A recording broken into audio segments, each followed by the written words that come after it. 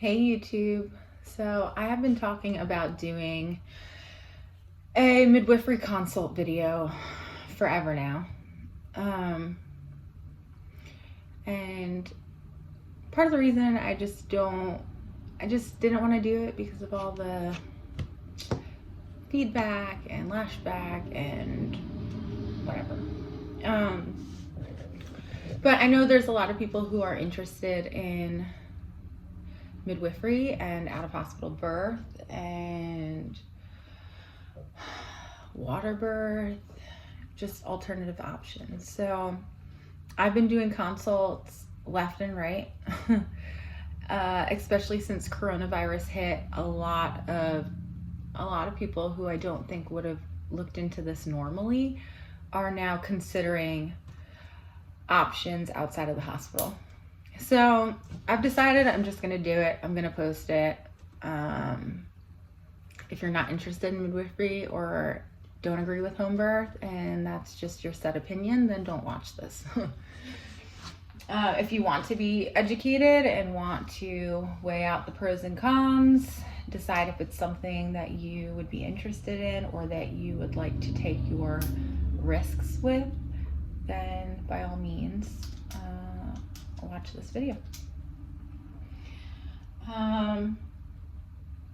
So I always start my consults discussing midwifery as a whole in the United States. And, these are kind of my views on it, that midwifery in the United States is not regulated state to state. So there are many states where midwifery, like having licensed midwives, are completely illegal, or certified professional midwives is completely illegal. There are states where you can have midwives, but home births are illegal. Or there are states where certified professional midwives are recognized, but there's not any true laws governing it. And I could go down a whole tangent on pros and cons of all of that. There's some midwives that hate the laws, they hate the regulation, they can't stand that our autonomy is being taken away and we can't take risks that some people would be comfortable with taking and other people wouldn't be comfortable with taking. Some midwives and people, they like the idea of the licensure and the structure and the parameters. I don't really know what my opinion is. I go back and forth with a lot of that, so I'm not going to give you my biased feedback on any of that. But in America, there's no national guideline to out-of-hospital birth or midwifery care. So I am considered a Florida licensed midwife. I am a certified professional midwife first, which allowed me to become a licensed midwife in New Jersey as well. So here in Florida, they require us to go to a 3 continuous year direct entry midwifery program. We do not need nursing or some kind of medical background. For our school, I did attend the Florida School of Traditional Midwifery in Gainesville, Florida. It's a MEAC accredited school, and I did all of my academics there. So because it's 3 continuous years, it actually equals a 4-year program. Even the way our financial aid is set up, it still equals a 4-year program. So here in Florida, we have to go to a Florida approved school. If there is a midwife who goes to a school outside of the state, most of the time they will require you to go to a 4-month program when you get here if you decide to become licensed here. And that's also if your schooling and clinical expectations and birth requirements all meet the standard of Florida. So Florida is a little bit snobby. We're very highly regulated. We do have the Council of Licensed Midwifery. They collect our statistics every year, and we have to renew our license every 2 years, and There's a whole legal portion of cases. Like if you have a bad outcome, they do investigate it. So, I mean, it's regulated here. So we go to school for the 3 years. It's direct entry midwifery program. They do require us to have a doula training, a childbirth education training. We have to have our basic math, English, things like that as prerequisites to get into the school. Once you're approved and you go to school, we conduct all of the same academics that a nurse would. So we're doing anatomy 1 and 2, pharmacology, microbiology, gynecology, you name it. We take courses such as antepartum, intrapartum, and postpartum. They all have to do with pregnancy. So as we're obtaining that academic portion, we are also following a Florida licensed midwife as a preceptor for clinical hours. Florida requires us to have about 3,000 clinical hours. There's a certain number of prenatal appointments you have to attend, verse manage, and then a certain number of postpartum appointments, suturing skills, IV skills, and we are required to have delivered 80 babies before we graduate. So, I mean, that's a lot of births, 50 of those births is us actively managing that. So it's pretty intense. The dropout rate is extremely high for midwifery. And I don't think it's just the academics or the clinical expectations. It's the lifestyle. It is a lifestyle. You're on call all the time. So everything in your life gets pushed to the back burner. Now with that being said, so that's a little bit about the schooling. When we graduate midwifery school, we are expected to sit for a 10 to 12 hands-on skills exam. This skills exam consists of emergency birth skills. As licensed midwives, we have to follow the ACOG standard of care. So the ACOG standard of care is put out by the American College of Obstetrics and Gynecology. They're all the protocols and guidelines to obstetrical care. It's the standard in America. OBs follow it, nurse midwives follow it. It's the standard. They're the ones who say, hey, we have to screen for gestational diabetes, and this is the protocol, this is how we do it. So when we sit for this hands-on skills exam, it's basically mom's hemorrhaging, what's the protocol, go. And it's timed, it's hands-on, you have to explain it and act it out. If you fail any of these exams or these protocols, you have to wait a whole year to retake your test. And then once you pass it, you actually move on and you can sit for your board exam. It's about a 7 to 8 hour board exam. It costs $1,000. It's called the NARM. And it's done at a testing center. It's multiple choice. You have to have a 75 or higher to pass that, and if you do not pass that, you have to wait 3 months to retake it. So that's kind of the requirements.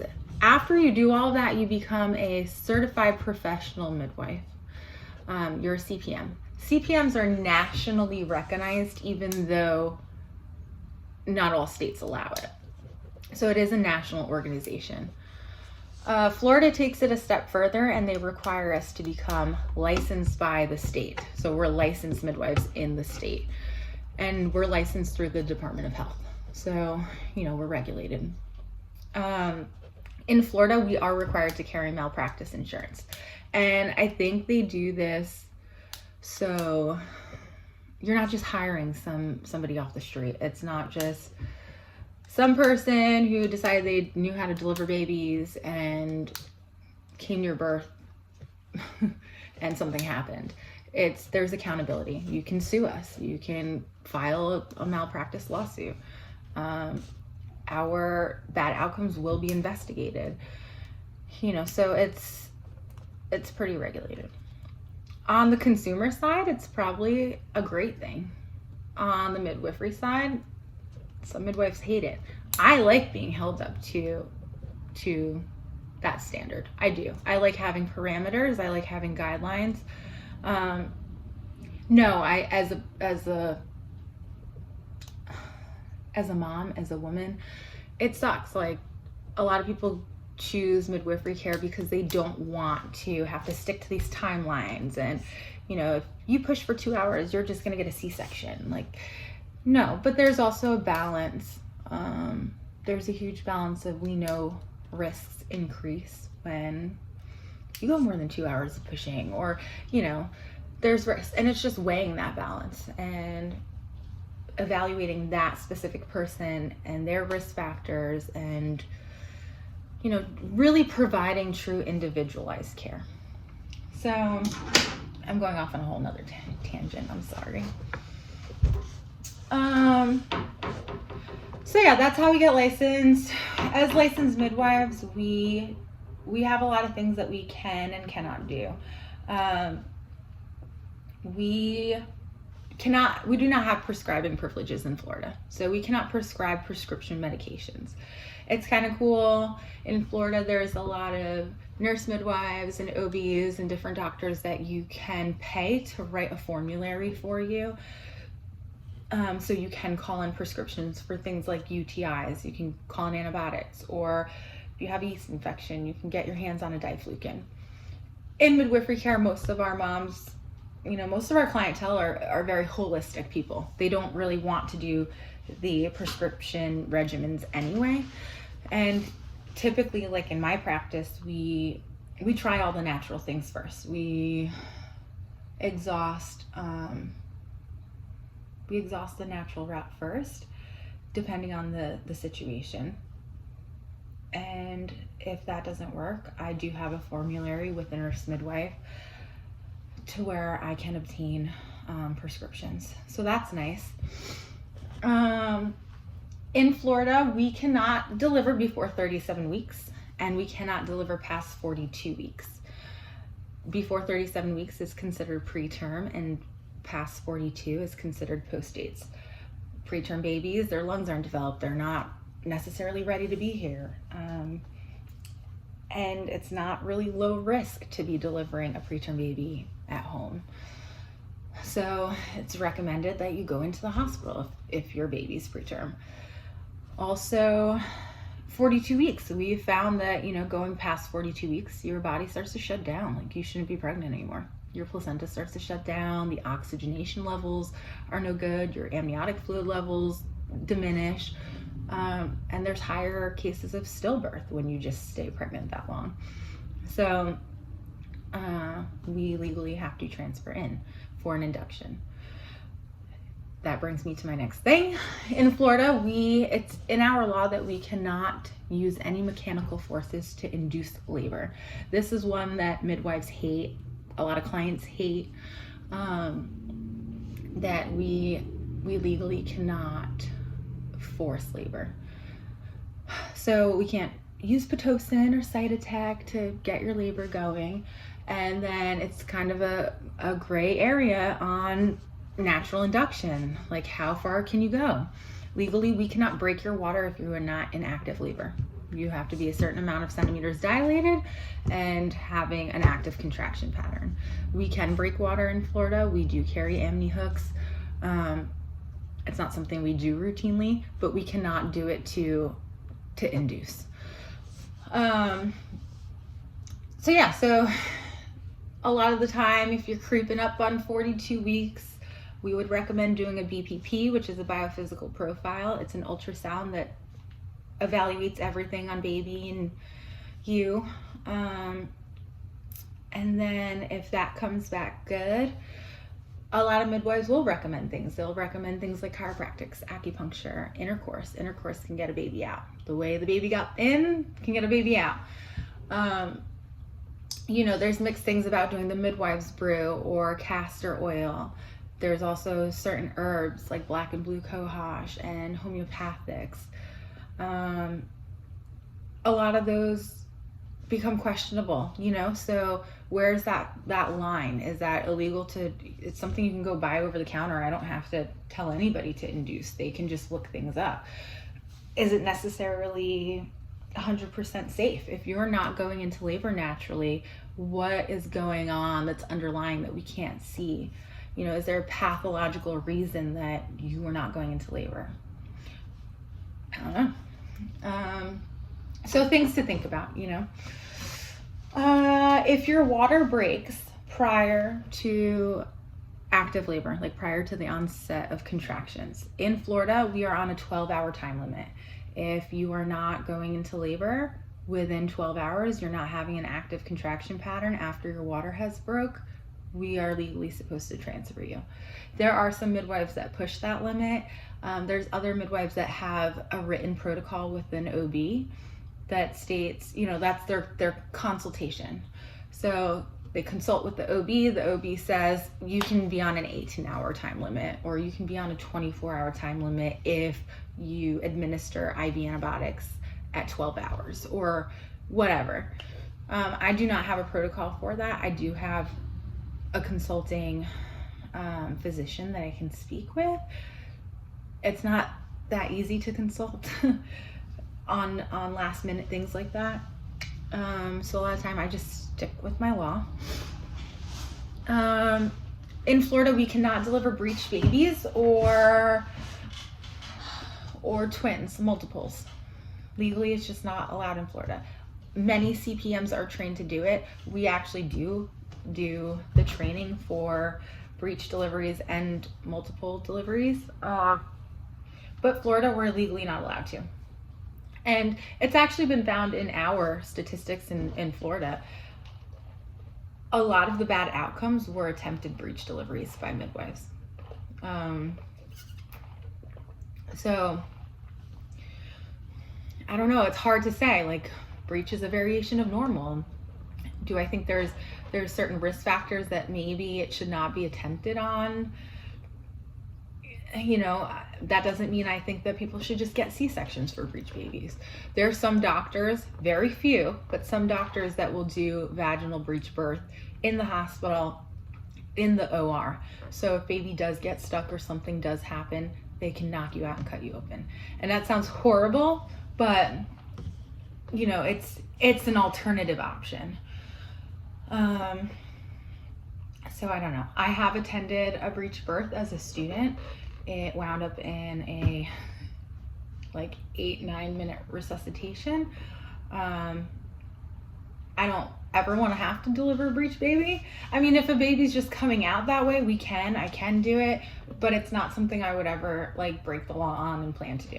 I just wouldn't. And I don't know.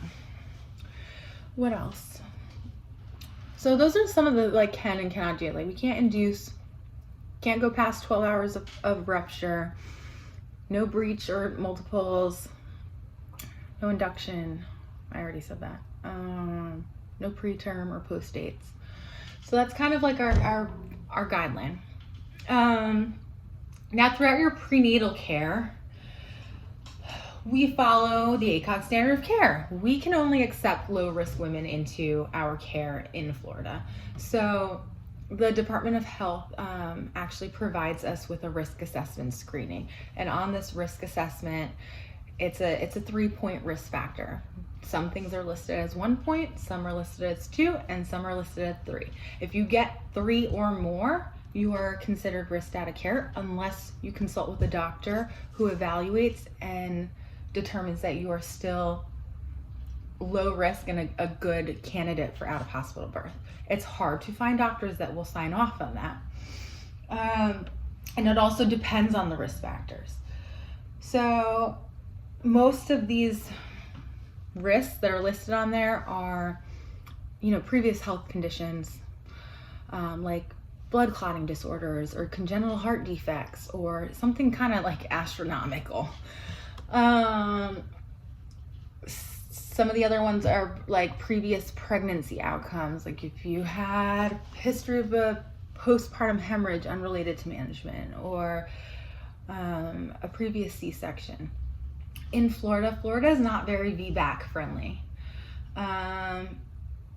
And I know it really, really, really is like disheartening for the VBAC community. And I've never had a cesarean, and it's hard for me to relate. If your direct birth prior to the baby you are pregnant with was a cesarean, it's a 3-point risk factor, and we cannot accept you into care unless we have a consult. There are almost 0 doctors in Florida that will sign off on doing a home birth after a cesarean. Now, if you had a C-section and then your last pregnancy you went into the hospital and delivered vaginally, then your 3rd pregnancy, you would be a good candidate for out-of-hospital birth. That's on our risk factor. If it was, after 2nd baby, then we could accept you into care. So that's kind of shitty for Florida. It's, licensed midwives in Florida are supposed to have a VBAC insurance policy to do that, to accept VBACs, which is interesting. I didn't really know that until I was shopping for malpractice when I started. I do carry the VBAC. Well, a lot of the insurance policies add it on. So I do have it. What else? So yeah, the prenatal care is very similar to an OB or nurse midwife in the sense that we follow ACOG, we follow the standard of care. We follow the same prenatal care schedule. We will see you every 4 weeks until you're 28 weeks pregnant.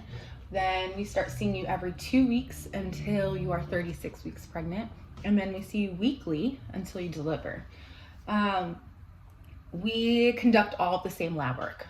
Like the recommended lab work is, pap smears and your blood type and a CBC and your whole STI panel. So HIV, Hep B, Hep C, syphilis. We conduct all of that blood work. There's a lot of midwives that send people to the lab to get their bloods drawn. Like they call in the order, you go to the lab and you have your blood drawn. I do everything in-house. I draw blood, I do pap smears, vaginal cultures, collect urine, all those things. And then I send it off to the lab. So it's cool, you don't have to go anywhere extra. The one thing that you do have to go for is ultrasounds. So I do not conduct any ultrasounds. There are midwives that do have ultrasound machines in their office that they'll use. Legally in Florida, even if I had an ultrasound machine, it's not for diagnostic purposes. I am not a trained ultrasound sonographer. Yeah, I can tell gender, and yeah, on some of the machines I know how to do measurements. I wasn't trained to do it. I don't know how accurate I really am. So I don't use it as medical information. So I call in orders to local diagnostic imaging centers.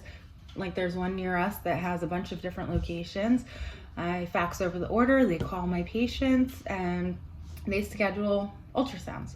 The only one that you normally recommend is the 20-week anatomy scan. That's the one that will check everything on the baby, the organs, the placental location, your amniotic fluids, how long your cervix is, give you an estimated weight on your baby, all of those things. That one is recommended by the standard of care. I personally like having that one done. But you also have the option, like,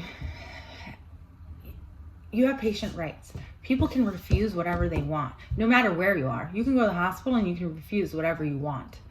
I always tell everybody, inform yourself, like educate yourself on what you're refusing. Educate yourself on what you're conducting. I mean, that's your health, your baby, your body, your family. The consequences of whatever decision you make is going to be on you. Like that's your life. And I support people 100% on that. Like it's totally individualized care. So, I mean, I personally like having an ultrasound. My whole thing, and I wasn't always this way, but I've become a little more pro screening. I like having certain things screened so we can gather the information to make sure that you're low risk. And then when it comes time for birth, for labor and delivery, I feel like there's a comfort, there's a level of comfort because we've done all this screening, we've gathered all this information to make an informed decision saying, hey, I am pretty low. Sorry, somebody called me. I thought my phone was on do not disturb, so I don't know how they're getting through to me. It might be through my my on-call number, but it's not a call. So yeah, I mean, I just like gathering all of the information, and I feel like that helps you make decisions, and not necessarily all the time, but for the most part, a lot of the screening is, it's confirming that low risk status. So if you refuse a lot of things, a lot of testing and screening, sometimes it can be hard. It's like, okay, well, we don't really have all the information. We haven't really confirmed that like you don't have this or, whatever. And it does, I feel like in a management position, like managing a birth, managing somebody's healthcare, labor, I'm quicker to transfer if something arises, if little things arise, I'm quicker to transfer because I didn't have all that information. And I say it to be honest. I don't try to force people into doing things that they don't want to do. I just don't. Also, we offer the same glucose screening and group B strep screening. These are all things that, all of these labs we talk about throughout prenatal care. So for me, like the prenatal appointments, it's not just let me check your vitals and get you out of the office. It's educating, it's relationship building, it's identifying your risk factors as an individual, and not just your health risk factors, but socially, like where do you work? Who's around you? What's your relationship status? What's like childhood trauma that you experience? Who's in your circle? What does your daily life look like? What are all of the factors in your life that can play into your healthcare to cause you to become high risk or, induce whatever, something. So it's just such individualized care. What's your religion? What's your culture? What's your family like background? All of that plays a huge factor in our health. I mean, your stress levels can kill you. Literally, they can cause thyroid issues. They can cause cancer. It can cause your stress, your cortisol levels and adrenaline, everything constantly pumping, and your adrenal glands are taxed. That can kill you. So all of that is important to me as a provider. Like, I want the best outcomes for people. I need to know those things. And we build relationships to where we talk about all that stuff. A lot of it's educating on what's the upcoming labs and what, normal physiological body changes you're experiencing and hormonal changes and what to expect that's coming up. Sorry, I'm getting text messages. I delivered a baby the other day. And then the poor midwife that went on call last night, got called straight to another birth, and it's just been back to back. So now everybody needs postpartum appointments, and she's texting me about that. I'll call her in a minute. So yeah, that's the prenatal care. It's really, we become like family. Everybody knows each other.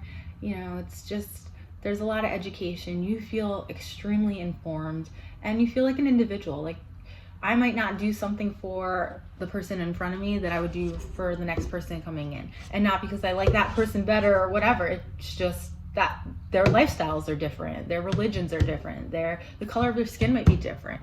And that might sound horrible, but certain minorities are at higher risk for stuff because of the suppression and the stress and maybe the socioeconomic status. There's so much medical bias in our community, in America, in this healthcare system, that we're the cause of a lot of bad outcomes because there's such a bias. Also, insurance sucks. A lot of time people will walk into the ER with something going on, and the insurance won't cover that. So, you know, if someone walks in because they have a headache, it's go home, take some Tylenol. We don't start evaluating and ruling things out anymore. It's not, well, and you don't want to be dramatic either. You don't want to be drastic, like, oh, they're presenting with a headache and it must be brain cancer. No, but at the same time, you have to take those big scary things and kind of rule them out. And I'm not saying do some CAT scan or MRI or something on everybody who walks in with a headache, you know, but don't dismiss people either because they're broke and they're on Medicaid, or because they're Black or Hispanic or an immigrant. It's not okay. It's just not okay. So you won't get that in midwifery care. Hopefully not. I can't say that for every midwife. Not in my care. What else? So that's kind of the prenatal care. You know, we offer all the same tests. If you want to refuse anything, you can. If you don't want to do a glucose test, you don't have to. I will educate you on it. I'm not going to try to encourage you and force you into doing things, but I will educate you on it. And if you have risk factors for it, then I will point those out to you. If you still want to refuse it, you were informed. You know, you're taking a huge part in your own healthcare, and that's the goal. So that's kind of how the prenatal care works. What else? I'm trying to think. I feel like I covered prenatal care. The medications, things that we're capable of doing. We carry Pitocin, Cytotec, and Methergin to every birth. These are used as anti-hemorrhagic medications. Pitocin is an IV or IM medication that's given to cause your uterus to contract. It's known as an induction medication. Most people are like, oh, I thought that was to induce labor. It is. It causes your uterus to contract. We are not legally allowed to induce. We don't use it for induction. I would never do a Pitocin induction outside of the hospital. It would scare me.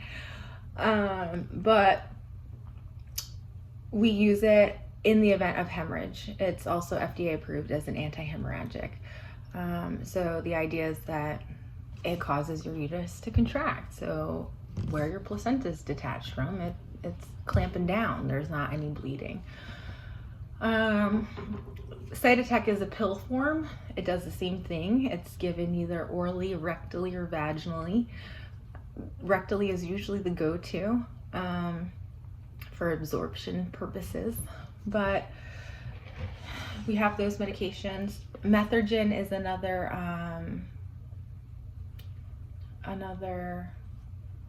sorry, somebody's in labor. Someone's in labor. So we've had 3 babies back to back at the birth center that I work for. And the other midwife was texting me, and I see the patient texting, and you know. So anyway, Cytotec's given the same way as an anti-hemorrhagic, and then we also carry Methergin, which is another injection. It would be given in your thigh to help contract your uterus. That's kind of the last go-to because it does tend to cause people's blood pressure to skyrocket. So we don't use that one often. I don't use it often. What else? We carry oxygen to every birth. We do have resuscitation equipment for both mom and baby. We carry ambu bags and face masks and nasal cannulas. So we do have resuscitation equipment. It's funny, the mask and the nasal cannulas that we actually carry. So resuscitation equipment, anti-hemorrhagics. We carry IV fluids. I like to carry like big bags of sodium chloride, and then also lactated ringer, just so it has some sugar in it if somebody is like dehydrated or tired or, you know, needs a fluid boost. And then we also carry IV antibiotics because the protocol for group B strep is to do IV antibiotics. And that's, again, something we talk about prenatally. I'm not going to go into that in this video. Maybe I'll do a group B strep video, kind of like the basics of what it is. But yeah, so we carry IV antibiotics, IV fluids. We can place like IV catheters, or we could run IVs through butterflies. I like just placing IVs if we're gonna need the IV access. But yeah, we do that. What else? We carry amni hooks so we can break water if we need to. We have all the instruments like forceps and rings forceps and hemostats and blunt and sharp scissors, so we can cut episiotomies if need be. I've personally done 4 in 4 years. Like, I've done one every year since I've been licensed. I'm in my 5th year of licensure, 4th year. I'm almost 5 years licensed. So yeah, I've done one every year, all in emergency situations or to help prevent like an emergent situation. What else? We carry urinary catheters so we can catheterize your bladder if it's full. Those are also primarily used in an emergency, like if your baby was stuck in like a shoulder dystocia, or postpartum. If we couldn't get your uterus to contract down, we needed to empty your bladder to move your bladder out of the way so your uterus can contract. It's not protocol, it's not routine to like just do it to everybody. What else do we carry? We carry lidocaine and suture so we can repair vaginal lacerations. In Florida, we legally cannot repair lacerations that are considered 3rd and 4th degree tears. Those extent of tears tear through specific muscle and possibly your rectum. And legally, we just, as licensed midwives in Florida, we can't repair it. Plus, you kind of want like a surgeon to fix those things, so we transfer for that.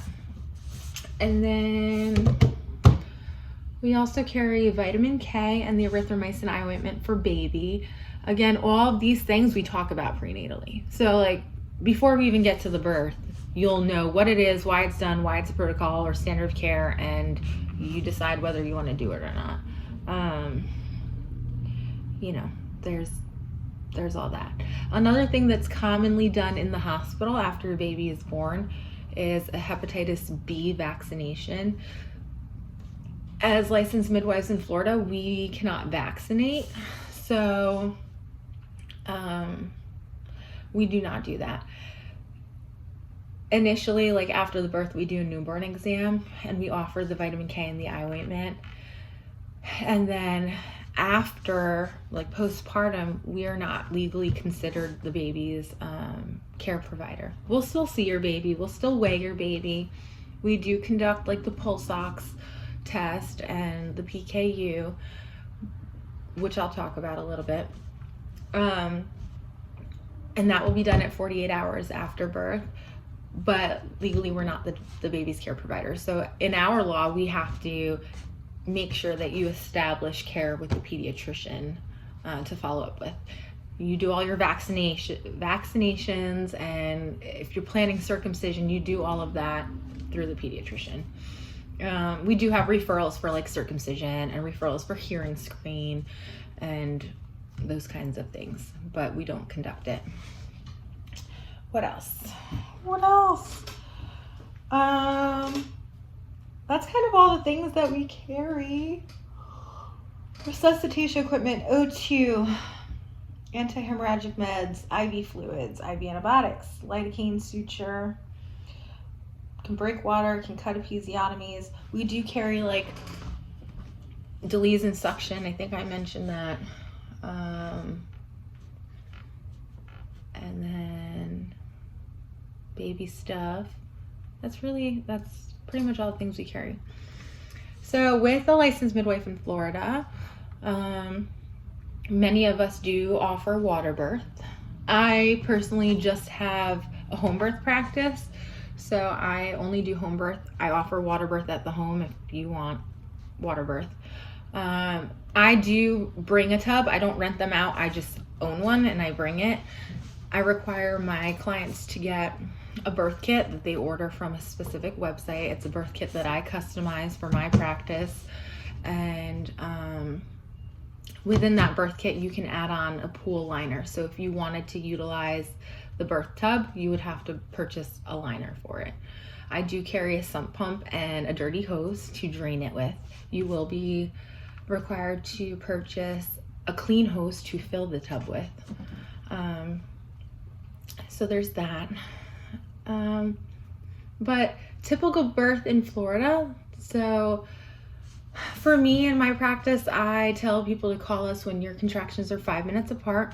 The actual contraction is lasting a minute long, and that's been going on for about an hour. It's safe to say you're most likely in labor. It's not going to go away. Obviously, everyone's history is different. There's people who literally push out their baby in 30 minutes from start to finish. There's people who, even 5 minutes apart, it's not intense, it's not a lot of pain, and they're fine. They can hang out. So that's kind of just my heads up call. And if your water breaks, I tell everybody to call me right when their water breaks, or if they think their water broke, call. Because when your water is broken, we are on a time limit, and it does increase your risk for infection. Plus we want to know how baby's doing. So I may ask questions like, was it a big gush, little gush? Is it leaking, like continual? If you put a pad on, are you collecting fluid? Is the fluid clear, or is there a discoloration? Is there a smell to the fluid? Is baby moving? How well is baby moving? Has baby been active since your water broke? Those kinds of questions. And then we will go from there. We do carry amnio swabs. They're a swab that you insert vaginally, sweep around for about 10 seconds. A lot of the time I have people cough or bear down as we're doing the swab. So if there is a rupture in their amniotic sac, that it will, gush, push fluid out.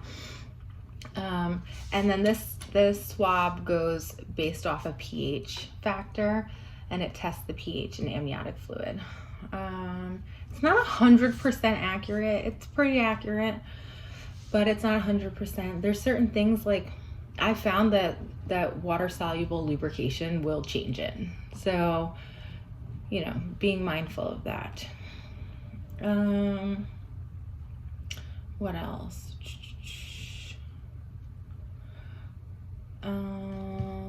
So you call 511. Yeah, I tell everybody to call 511. Typical birth, we get to you when you're in active labor. I personally am a preceptor with FSTM, the Florida School of Traditional Midwifery, the school that I went to. You can't become a preceptor until you're 3 years licensed or have a certain amount of births. I don't know. So I have midwifery students that follow me, that I help train, that come to clinic, that get to meet my clients, and they assist me at the births. So it's kind of cool because for my clients, they get to have somebody, they have people at their birth that they've met, that they have a relationship with. They get to meet the students, build relationships, all of that. So we get to you pretty much when you're in active labor. In active labor, we're going to assess baby's heart rate every 30 minutes. In transition, we're going to assess every 15. And then when you're pushing, it's in our law to assess every 5 minutes. I feel like I over-assess. I start listening a lot during pushing, depending on the birth. A lot of the time I'm listening through contractions, with contractions, after the contractions, just to see how baby's tolerating contractions. Because that's when they're more likely to get stressed out, is when they're coming through that pelvis. Their head is being smushed by your bones. We do not use continuous monitoring. So we do not have a way outside of the hospital to continually monitor. There's debate about that if you're using a intermittent fetal monitoring system like a Doppler, and you just keep it on and listen, that's continuous monitoring. Legally, by the standard of care, it's not. It's still good information, but it's not considered continuous monitoring. So outside of the hospital, we do not have a way to do that.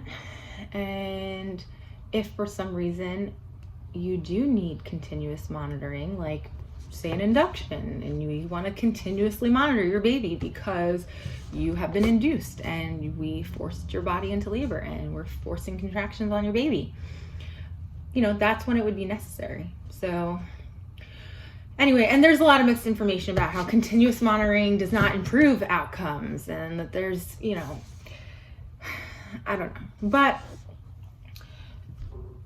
I'm not going to go down that road. We can't do it outside of the hospital.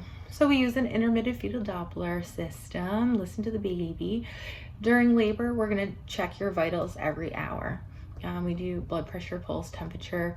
Really in our law, like we don't have to do temperature every hour unless your water's broken. I just do everyone's vitals every hour. It's just easier. And then as a midwife, it's a lot of visual assessment. It's a lot of intuition. It's a lot of, like, that's my client that I've been with for the whole pregnancy. I know what we talked about, what we educated on. I know their life factors. So it's a lot of intuition. It's a lot of visual assessment. There's actually, you know, things like, is mom grunting or moaning every time she has a contraction? Is she sounding like she's pushing or bearing down, or it's just pressure? Is she shaking? Is she nauseous? Is she vomiting in labor? You know, all of these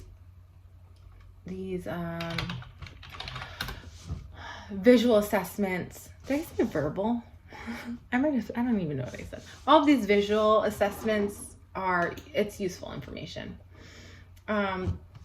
There's a line that forms down your butt called the purple line. There's actually another name for it, I thought. I just looked it up. There's this thing called the purple line. And it's basically like your butt crack spreads, and there's this purple line that forms when you're fully dilated. And I'm pretty sure like OBs and nurse midwives learn about it, but I don't know how many people actually like pay attention to it and utilize it. So things like that, like we don't always have to do all these vaginal exams to assess where you're at. We really listen to the body. So, you know, just a lot of visual and physical assessment. And then I tell everybody the birth is however you see it. Like, I can be as hands-on as you need me to be, and I can be as hands-off as you'd like me to be. I am really there to risk assess and evaluate and make sure that we are staying within low risk parameters. I feel like people who wanted a totally unassisted birth and wanted to, you know, not have anything done to them would go unassisted. You hire a midwife to help evaluate those safety parameters and to tell you when it's not safe anymore. And you know, that's where some midwives get frustrated with the law. Like, the law is taking away people's autonomy, and one person might take more risk than another person would. Like a birthing person, not a provider. Providers do though, but you know, and that's why we have all these conversations throughout your prenatal care. So we have parameters and we know what risks will be taken and what risks will not be taken within our law. So there's that. So you can eat, drink, move around. You can push in whatever position you want to push in. We're not, you know, necessarily going to move you. If we need to listen to heart rate, we're going to get under you if you're on hands and knees. Our Dopplers are waterproof. We can listen in the tub. You know, some people labor in the tub, some get out for delivery, some want to deliver in the tub. Whatever you want to do throughout labor, we're going to honor that. We'll always make suggestions. If somebody was sitting in the tub for like 2 hours straight, I'm going to say, hey, get out, go pee, walk around. You can pee in the tub if you want, but get out, go walk around, like move your body, get some fresh air, and then get back in. Or, you know, we'll always make suggestions throughout labor. Doesn't mean you're forced to do anything. I personally limit vaginal exams. I kind of like to do like a 4-hour mark. Like, I don't like doing vaginal exams sooner than 4 hours. And sometimes I go longer. Like a student and I just went to a birth last week. We went to one 2 days ago too, but Sunday, what's today? Today's Friday. I went to a birth Wednesday night into Thursday. And then Sunday before that, I went to a birth. We checked my mom like every 6 hours. Like we just went a long time without checking her. Like there was just no need to. And she was GBS positive. So like we wanted to limit our vaginal exam. So we're not introducing bacteria, to where she could get or become at higher risk to get an infection. So that's kind of how that is. Anyway, typical birth, baby comes out, baby goes skin to skin. I always do delayed cord clamping. Not only is it beneficial for a baby, they're getting all their stem cells and blood. I feel like it's beneficial in the delivery of the placenta. I feel like, those capillaries and blood vessels that the placenta use to adhere to the uterine wall, when all that blood's drained to the baby, it starts to shut off and die off, and it comes out. We see less bleeding, less hemorrhaging, less, within reason. In our law as licensed midwives, we are not legally allowed to go longer than an hour without getting the placenta out. I don't necessarily like rush and jump to pull a placenta out, but I also don't like having it sit in there for too long, because that can also increase your risk for hemorrhage. So, it's balance, it's fine line. In a resuscitation, if the baby needs to be resuscitated, I always leave that cord intact. The baby's getting oxygen and blood flow through that cord. So to me, it's just completely counterintuitive to cut that supply off to resuscitate a baby. So we resuscitate right next to mom, if need be. What else? So yeah, typical birth, baby comes out, skin to skin, delayed cord clamping. After that, as licensed midwives in Florida, we're mandated to stay with you for a minimum of 2 hours. We cannot leave before 2 hours postpartum. A lot of the time we wind up staying like 4 hours. After you have your baby, we deliver placenta. We will eventually clamp and cut the cord if that's what you'd like to do. Some people do something called lotus birth. I talk about that too if people inquire about it. And then we will check your perineum, see if there's any tearing. If there's any tearing, we will whip out some lidocaine suture, repair the tear, and we really get baby up on your breast, chest to chest, and you just hang out with your baby for an hour. Feed your baby. Of course, we'll be doing, sorry, people are texting me. Of course, we'll be doing vital signs on you and baby, like every 15 minutes postpartum, checking mom's blood pressure, pulse, temperature, checking baby's temperature, respirations, and heart rate. Again, a lot of visual assessment, looking at baby's color and looking at their chest to make sure their breathing movements are normal. Are they vigorous? Do they have their reflexes present? We'll further evaluate the baby when we get to the newborn exam. But that first hour, we just let you guys bond. It's crucial. It helps establish good breastfeeding relationships and good oxytocin flow. And, it's the golden hour. You just spend time with your family for a minute. Then after that, we get mom to eat something. We want her to rehydrate, and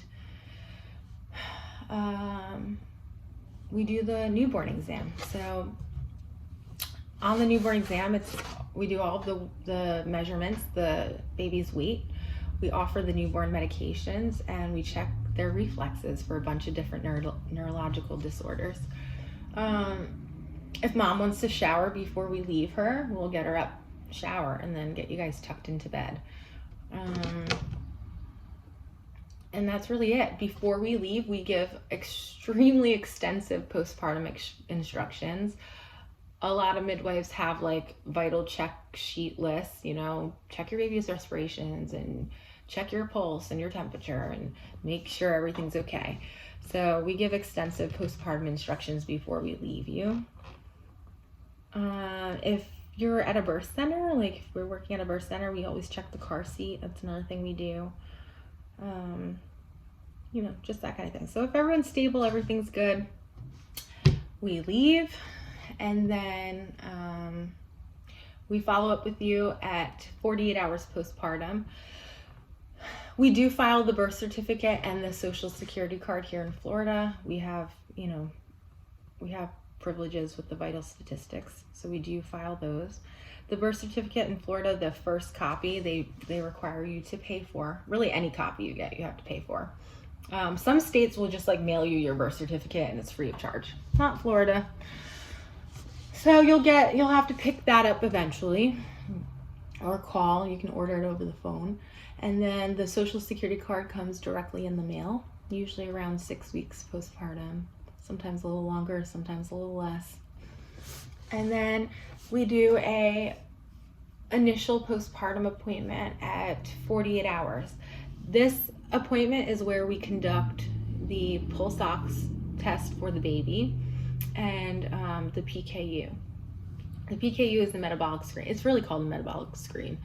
PKU is just one of the metabolic disorders that it tests for, and it used to be one of the first and only ones, but that's not. Now it's 52 different metabolic disorders, or maybe 54, I forget. But we do a heel prick on the baby's foot, collect 5 drops of blood, and send it off to the lab. Again, these are things we talk about prenatally, so you know what to expect before we even get to the postpartum period. And then the postpartum appointments are a lot of verbal assessment. It's a lot of talking, a lot of, how's breastfeeding going? How's your milk coming in? How are you feeling emotionally? How's your bleeding? Is baby having adequate wet and poopy diapers? All those things. Of course, we're going to check everyone's vitals. We'll check your uterus, make sure it's going back down a size, that kind of thing. If you want us to examine your perineum because you tore and you want to see if it's healing okay, make sure you didn't pop a stitch or whatever. We can, again, be as hands-on as you need us to be and as hands-off as you'd like us to be. We see you again at 2 weeks postpartum and then again at 6 weeks postpartum. 6 weeks postpartum, standard care is to do a pap smear. We talk about birth control options. As licensed midwives, we can't prescribe birth control. In my formulary, I do have access to the mini pill, but that's it. So we talk about those things. And if you need referrals anywhere, we'll send you off and refer you somewhere. And that's kind of the whole care. Now, I always like to go over emergency versus non-emergency transfers. I'm the midwife that's not afraid to call 911. I'm just not. And I think in our community, there has been, a taboo about calling EMS and needing help. And I don't know this for sure, but I kind of feel like it stems from the underground days. Like, midwives are underground. Home birth started out really hush hush. It took a lot of women fighting to legalize midwifery, to legalize home birth, and we're still fighting. It's still not regulated in all of the states, and we're still trying to prove that our statistics are good, and we're still trying to prove that this is a good option in America for low-risk women.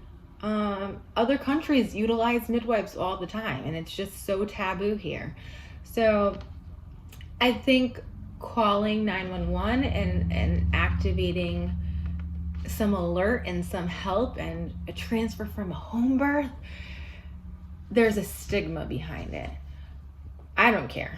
What you see is what you get, and I'm going to be as upfront with you as I can be. I'm who I am. I might not know all of the statistics and all of the research, but I will help you figure out what you need to do. Or I don't know. I don't feed people some bullshit, biased information. I really try not to do that at all. So anyway, I am the midwife that if I identify something, like when somebody walks into, well, I guess not into the birth center, I'm not at the birth center, but if I walk into somebody's house, the first thing I'm doing when they're in labor is assessing. I'm going over the whole chart. I'm looking at your ultrasound reports. I'm trying to figure out where's your placenta located. So if there's an emergency and I need to go up in your uterus and get a placenta out, I know exactly where I'm going. I'm not digging around in there. I check everybody's blood type when I walk into a birth. I check your group B strep status and your last hemoglobin and just all these little factors. There's a risk. Okay, is this your first baby or is this your fifth baby?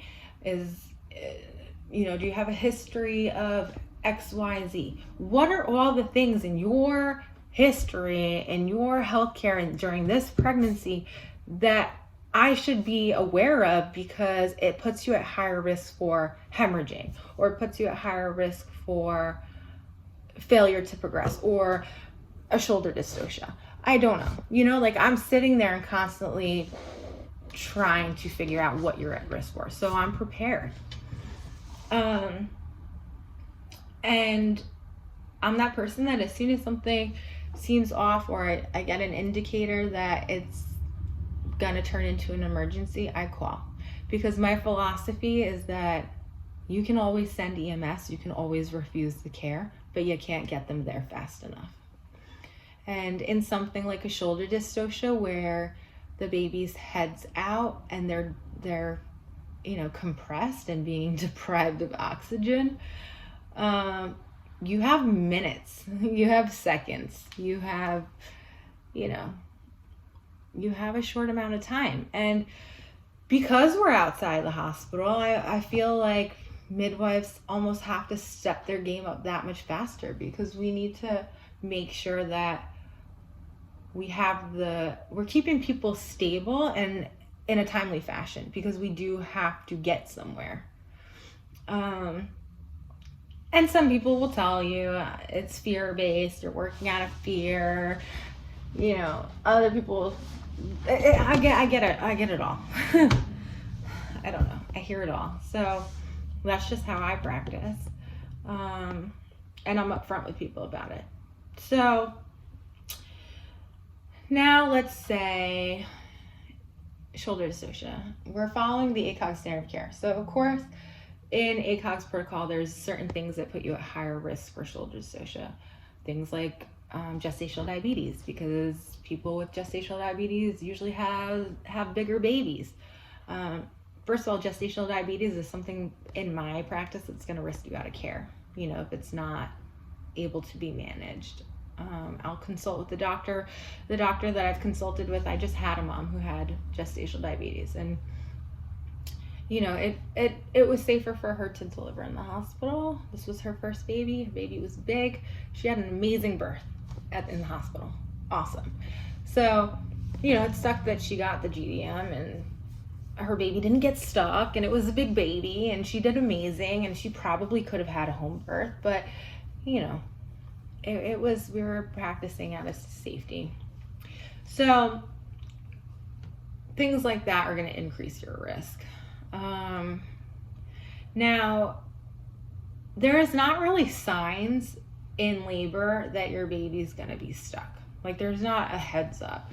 If it was something like, this could potentially be a sign, but if it was something like this, like you're 6 centimeters dilated and every contraction you have, your baby's heart rate is dropping and it's staying low even when the contraction's over, that's a late decel.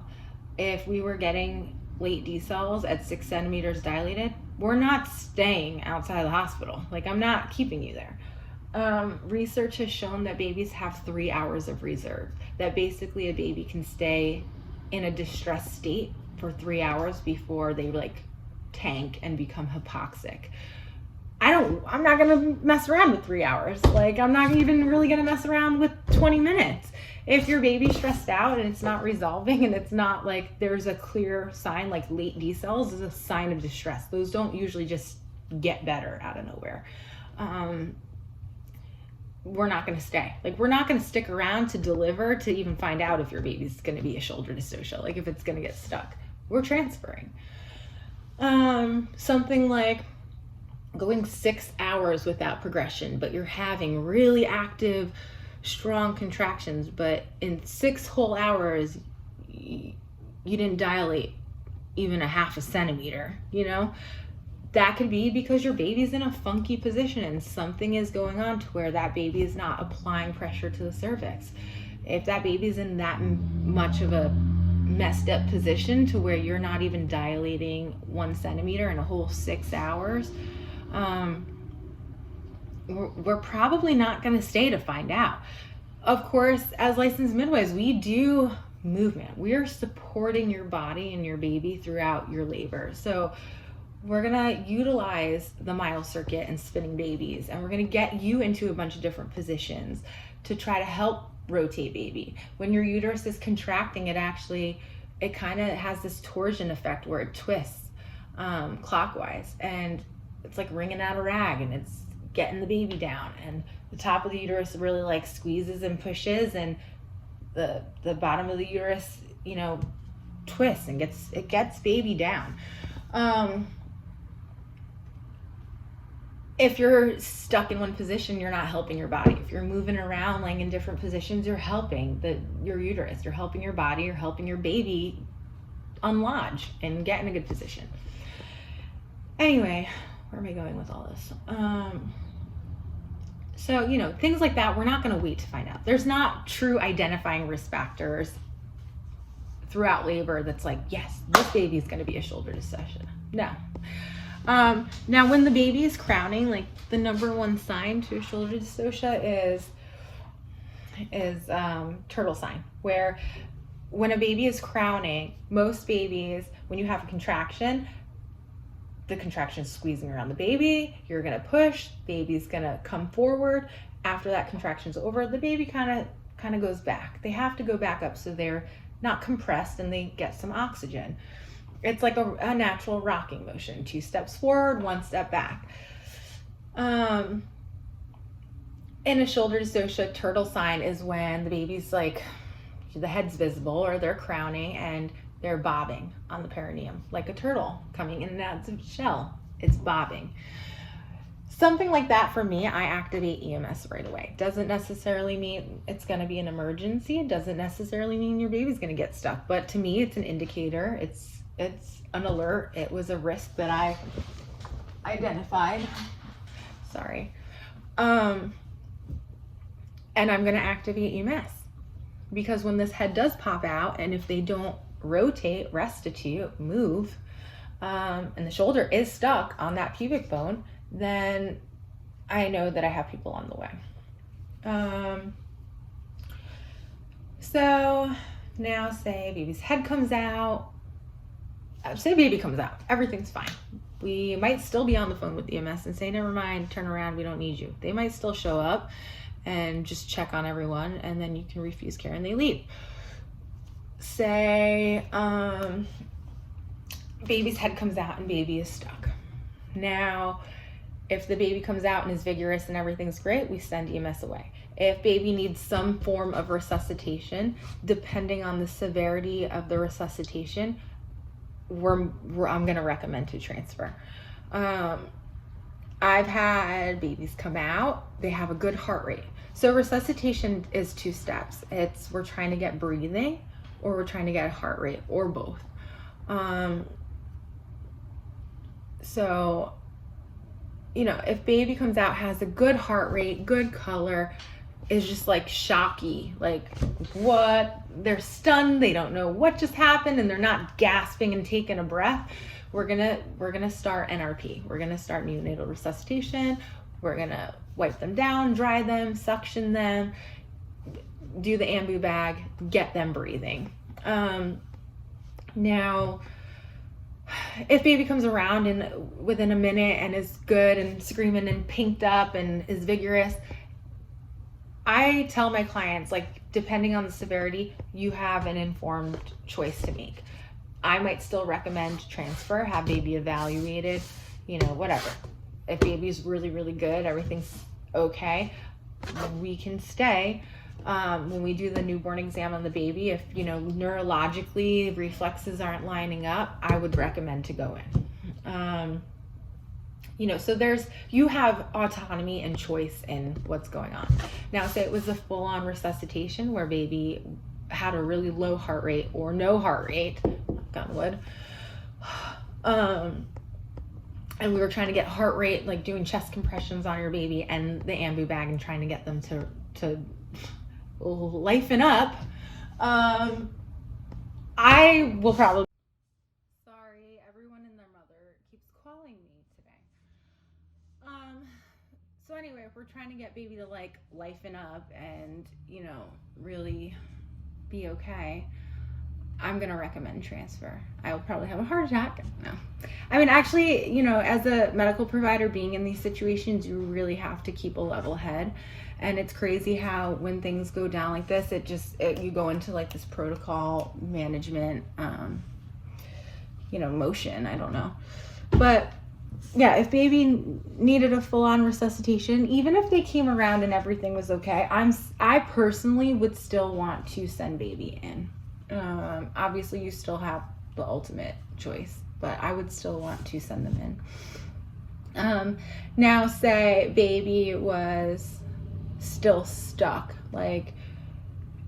so the protocol for shoulder dystocia is maternal movement. We're going to get you into a bunch of different timed positions to try to rotate you and get a baby out. There's different maneuvers like Gaskin's maneuver and McRoberts maneuver and wood screw and corkscrew and these internal rotations where we may cut an episiotomy to really get in there and rotate baby. If we're doing all of those things and baby's not coming out, by the time EMS gets there, I'm jumping in an ambulance with you and going to continue to try to get baby out. Now, I bring this up because I have not ever heard of, in the event of a shoulder dystocia, baby's head is out and baby's stuck, that they wheel you back to an OR to cut you open, to jam the head back through the pelvis to deliver baby via C-section. That's not the protocol. The hospital also utilizes McRoberts and Gaskins and suprapubic pressure and all of these things to try to get a baby out.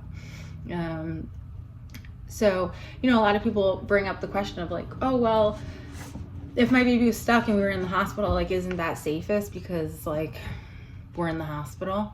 No, because and I'm not going to say it's not safest, but the protocol, the management of care is still the same. Yes, is there things that the hospital has that we do not have? Of course. They have a Kiwi vacuum, like a suction that actually like vacuums your baby out. Legally, as licensed midwives in Florida, we can't use that unless maybe a midwife in Florida somewhere has like a consulting thing with a doctor, but I still, like, to me, that's just not legal. And it's funny because in an emergency, a birth center I used to work at, we did have a consulting doctor, and when we called him after this emergency and talked to him about it, he was like, well, why didn't you just use the Kiwi? He didn't even know, like, we weren't allowed to use them. And he didn't understand, like, well, for safety, like, wouldn't you just have one? Yeah, but then people also push limits, so I don't know. So anyway, that's kind of how a emergency transfer would go. Emergency transfers are not the most common. Really, the most common transfer my experience in my practice is done prenatally. Like, something arises throughout your prenatal care that makes you not low risk anymore, and we transfer out. Now it's a planned hospital birth, you're transferred to an OB, and you get the proper care and management. The next most common transfer in my experience, in my practice, is first-time moms. And It's not an emergent transfer. I hate bringing it up. I hate telling first-time moms that, but it's the truth. It's typically first-time moms go overdue. By the time they go into labor, they're all excited. They were sick of being pregnant. They want to go walking and squatting, and they do all these things to try to encourage labor because they're so sick of being, this vessel and having this parasite feed off their body. They're ready to be back to normal. So a lot of time, like, it's the lack of education. They do all the things to try to get the baby out. So they're usually overdue. They're usually encouraging it to progress. It's usually late at night. A lot of the time women go into labor late at night. So they've been awake all day long, and now here we go, 10 o'clock at night, your adrenaline is down, your cortisol levels are down, like you're in that fight or flight mode is diminished because it's nighttime, you're home, you're in the safety of your house, you're around family because no one's at work, everyone's home, and your oxytocin's producing. Now you're going into labor, and you've been awake all day and haven't rested, and you want to go walking and squatting and all this stuff because you're so excited. Anyway, the term for this is eventually hardcore active transitional labor might hit at 7 a.m. Mom's exhausted, she hasn't slept. Your uterus is one big muscle that's contracting. If we sat there with dumbbells, like pumping, dumbbells all day, our arms would be exhausted. They'd give out. We wouldn't even be able to lift a piece of paper, and it's the same with the uterus. If you haven't rested, you haven't slept, you haven't properly nourished your body, your uterus is contracting for hours on end. Yeah, eventually it's going to give out. You're going to get a weird contraction pattern. You might space out, or it might not be that long. It's going to be painful because you're exhausted. And then we stop getting dilation. If we're not having adequate contractions, the cervix isn't going to open. So a lot of the time, that's the most common non-emergent transfer, and it's a first-time mom with what we call failure to progress and maternal exhaustion. That kind of transfer, what we do is we call the hospital of our choice. We give report to the charge nurse. We fax over records. I do, and most of the midwives in Florida, I think they've turned it into a law, but most of the Florida midwives use electronic medical records, like a charting system online that we have to pay for. It's an EMR system. I use one. It's called Client Care. It's an awesome system. We can fax things through there. Your labs, ultrasounds are attached to it, all the notes, all the, your history, all of it. We can communicate through the charting system. If you walk into the hospital at night because, I don't know, you have a UTI or something's going on or bleeding, and you have all your records. I mean, you can still call me and give me a heads up, and if you don't, I will send them to you. But like, if you can't see everything on there, I'll get them to you.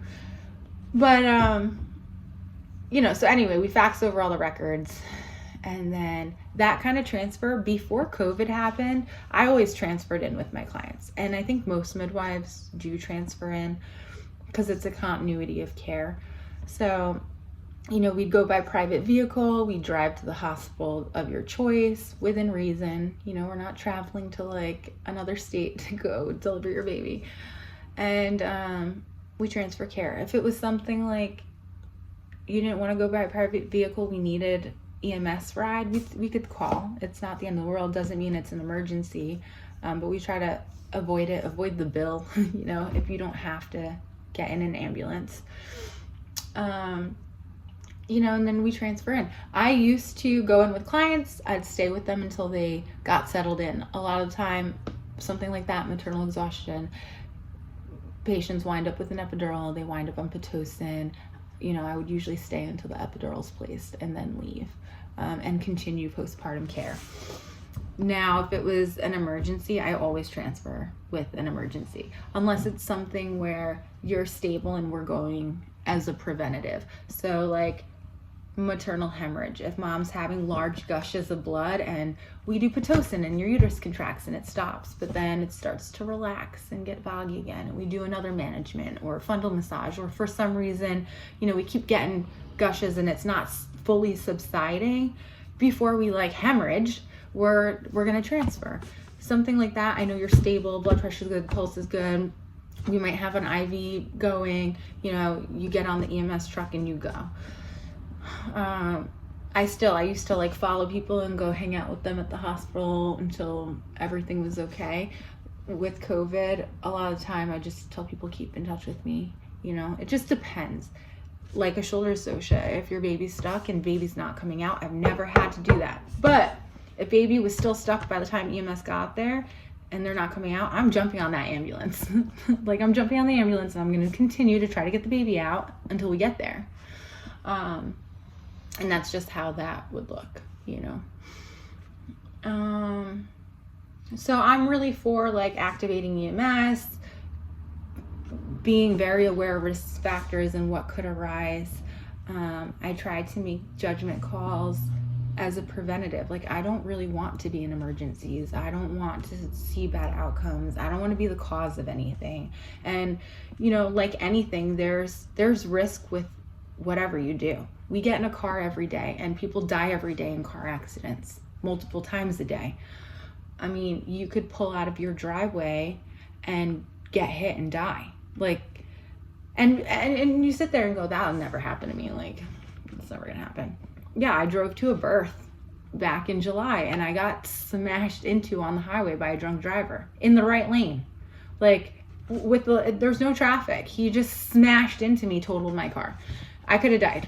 Thankfully it wasn't like that, but I mean, you never think it's going to happen to you. You get in a car every day and you control the car and your car and yourself and you feel comfortable, but there's still consequences to every decision. It's just about being informed, so to improve our safety, we wear a seatbelt, that kind of thing. And this home birth is not for everybody. Like, it's not for everyone. If you don't feel safe I tell people this, if you don't feel safe, if you don't feel confident, if you're really scared and nervous, or you don't want to educate yourself, you want somebody to just like tell you what to do and manage you, this is not for you. Because in midwifery care, you are an active participant in your care. You're going to have to like do things, you're going to have to educate yourself. For certain people's health history, like it's just not safe. And I know they're educated, I know they want to take risks. I will not always take that risk with people. And legally, like the way our licensure is, I sometimes can't take that risk with people. We're in America, in a sue happy country, and I hate to make it about lawsuits, but I could lose my license. I could go to jail for helping people outside of my parameters, and I'm not willing to do that. Midwifery is for sure soul work, and I understand hating the time limits and the protocols and this. And myself personally, like I've had unassisted births. My risk level of taking is different for myself than it is for other people. I am well aware that I could hemorrhage, giving birth by myself. I'm well aware that my baby could get stuck and die. And it might sound horrible, like, oh, I was willing to take that risk, but I evaluated my health and my situation, and I did take those risks, and that would have been a consequence I would have had to live with. And that's office phone. See, now not my cell phone, but my office phone is ringing. Hold, please. I've got 50,000 phone calls. That's kind of just how transfers look like. Sometimes it's non-emergent. Sometimes it's non-emergent. We still call EMS. Sometimes it is an emergency. I feel like throughout the care, we really build such relationships. Like midwives in general build really good relationships with their patients that it's not always extremely traumatizing. We're talking to our patient. We're telling our patient to talk to their baby if their baby needs to be resuscitated. I don't have statistics for you on like how many transfers I do and how, you know, often there's an emergency. And maybe I should be better about tracking that. I do it all at the end of the year, like at January. So our years in Florida go from, not January, July to July. And that's when we have to submit statistics. So that's when I do it. But I don't know, this is all the information for other people to research and decide if this is something they would want to do. And check on your state laws, check on what requirements your midwives have, check their Google reviews. I tell everybody, I don't care if you interview with me, interview with other midwives, interview with other providers. I'll tell people if I don't think they're a good fit, and not because of their health. If I feel like I'm not the midwife for somebody, I am not scared to say it. Like, this is a trusting thing. Because there's personality matches. Like, I'm not a super religious person. I respect religion and I respect people and their beliefs, but there's some communities here where like they want a religious midwife, and I honor that. There's a midwife for everybody. Go to where you feel safe, you feel comfortable, you feel heard and understood. You know, that's just kind of my spiel. So if anybody has other questions about midwifery, or if there's things I didn't cover in this video, please reach out to me. I'm gonna leave my email in the description box. Please subscribe to my channel. I'm probably gonna start talking a little more about midwifery. Another friend of mine, she's a midwife. We're gonna start doing a podcast together. It's gonna be a live podcast on Twitch. We haven't decided the name of it yet, and I'm not 100% sure when we're starting it. Sometime in November. So follow us, and we might do some videos together. Like, I really want to do a birth bag video so I can show you what I carry in my birth bag, what, like, you know, the catheters look like, and what the amnio hooks look like, and, you know, what equipment we have. I also might start doing like gestational diabetes and group B strep and like the routine stuff. Evidence-based birth is an amazing resource. I love them. They have a YouTube channel as well. Go check them out. Check out their website. They have awesome articles. And then I always recommend to clients, if they're considering this option, look up the documentary, The Business of Being Born. It's put out by Ricky Lake. It's really popular. It's funny because the midwife Kara in New York, in that video or documentary, she actually delivered my brother, so that's cool. And Why Not Home is another documentary that was put out about doctors and other healthcare professionals that chose out-of-hospital birth for themselves. That's a really interesting one. I'm actually in that video in school. They were filming our school. They interviewed one of the girls I went to school with. She was an L&D nurse forever. Now she's a midwife. And so you see me in class like rolling my eyes. I don't know. I think I had my baby because I had a baby when I was in midwifery school, my third one. So check those out. They're good resources.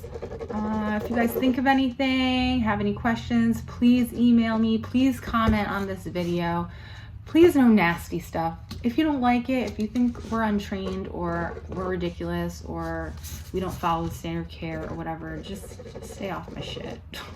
Because we're all going to have our different views. And this is not for everybody. And I understand that. And I'm never going to try to convince somebody who doesn't believe in this route. I'm just not. I don't have that energy. I'm not a good politician or like activist. I'm just not.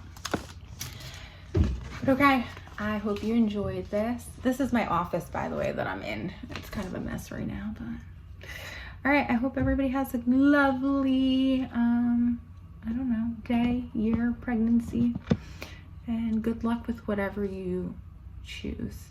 And I hope you feel heard and informed no matter what your choices are, because it doesn't matter if you breastfeed, if you formula feed, if you have a C-section or have a vaginal birth, whether in the hospital or at home, or, you know, it doesn't matter. We're all just trying to do the best that we can in this world.